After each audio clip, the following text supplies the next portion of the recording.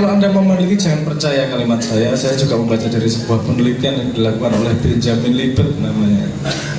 Benjamin Libet itu melakukan penelitian dan ditemukan bahwa ternyata manusia itu membuat keputusan sebelum dia sadar kalau dia membuat keputusan. Paham maksud saya? Jadi otaknya buat keputusan baru sekitar 30 milisecond, katakanlah setengah detik. Baru setengah detik kemudian otaknya sadar bahwa dia mengambil keputusan. Jadi yang mengambil keputusan bukanlah otak yang sadar, di bawah sadarnya yang mengambil keputusan. Jadi keputusan yang Anda ambil itu sebenarnya sudah terjadi sebelum Anda menyadari keputusan tersebut. Nah, terus pertanyaannya kemudian, terus siapa yang ambil keputusan itu? Wong kita baru menyadari keputusannya sudah ada kok. Bukan kita memutuskan kok. Kita sudah sadar, baru menyadarinya setengah detik kemudian. Nah, ini teori saya. Lagi-lagi teori, jangan jadi polusi. Yang namanya free will itu kan ada, kebebasan memilih. Tapi letaknya bukan pada ketika Anda mengambil keputusan. Nanti saya urut lagi satu demi satu. Oke. Yang mengambil keputusan tadi kan pertanyaannya gini, yang mengambil keputusan siapa? Yang mengambil keputusan adalah pola yang Anda bangun di dalam otak Anda. Salah satu contoh, misalnya Anda perjalanan ke rumah, ada pilihan jalan A dan pilihan jalan B. Ini pertama kali Anda lewat jalan itu. Terus kemudian Anda lewat jalan B, kemudian bannya bocor.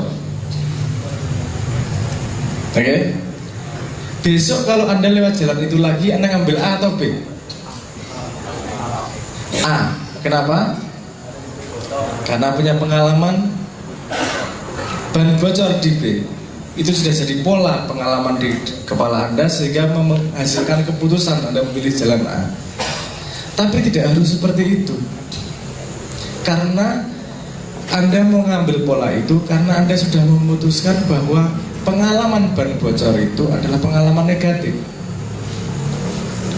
Kalau Anda masuk jalan B, terus kemudian bannya bocor, terus Anda di tengah jalan wiritan atau ngapain, termenung sambil dorong, karo keringetan nang kelingan Gusti Allah, dan Anda merasa Tuhan sedang mencoba mendekatkan saya dengan ban bocor itu. Ben aku kelingan karo Gusti Allah. Jadi pengalaman positif atau negatif? Positif. Besok Anda lewat jalan A atau jalan B? Jalan B. Kejadiannya sama, pengartiannya yang berbeda, pemaknaannya yang berbeda. Makanya di Islam diajarkan untuk mencari hikmah dalam setiap kejadian. Disuruh menjadi ahli, orang yang ahli syukur. Syaratnya Anda bersyukur apa? Melihat sesuatu dengan cara yang positif. Misalnya Anda ditolak yang ke-16 kalinya. Ini bukan saya berarti saya tidak pantas ini, tapi saya sedang dilatih istiqomah sama Tuhan. Loh, Tuhan tidak mau saya berpasangan karena Tuhan sendiri tidak ada pasangan. Tuhan itu tauhid sendiri. Yo coba saya ngomong yo. Kalau neng Jogja nek salah.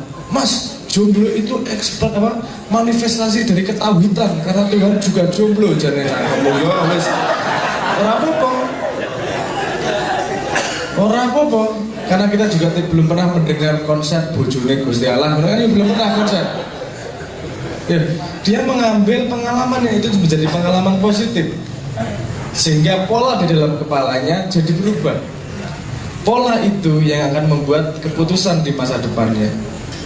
Kalau Anda kemudian tidak bisa mengontrol pola itu, yang terjadi adalah Anda berputar-putar pada pengalaman yang sudah Anda alami sebelumnya.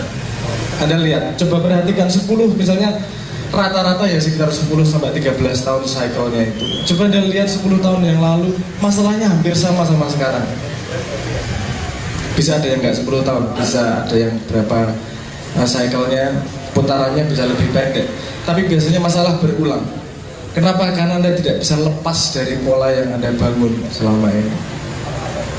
Bagaimana cara membangun pola? Adalah dengan memaknai yang sudah terjadi.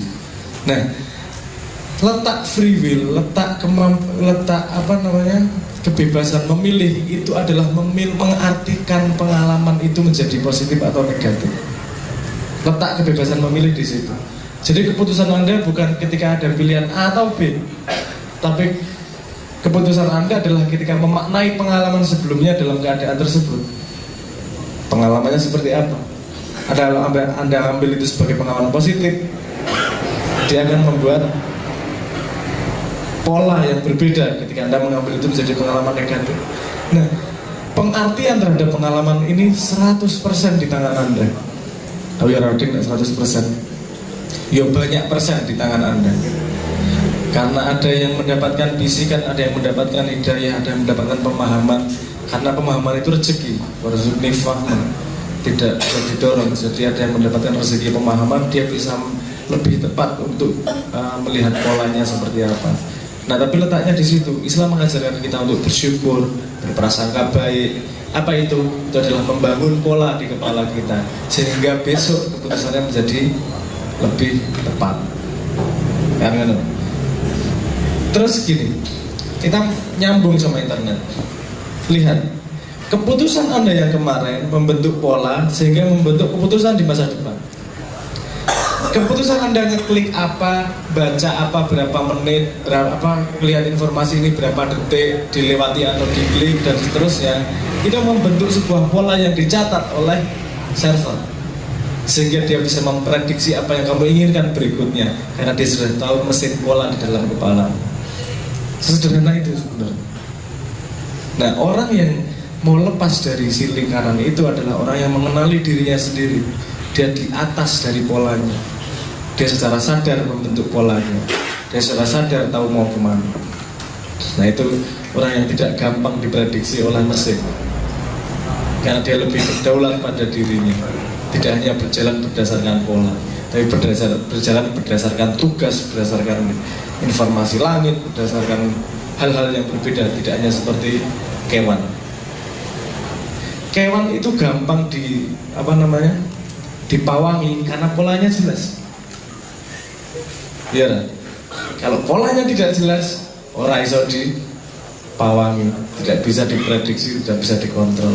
Tapi itu syaratnya kamu mengerti dirimu sendiri yang lebih tinggi dari hewan itu yang seperti apa. Nah, itu pekerjaan yang tidak mudah. Kita makanya hampir semua agama, semua pola, belief system mengajarkan kita untuk mengenal dirinya sendiri, agar kamu menjadi orang yang berdaulat dan bebas.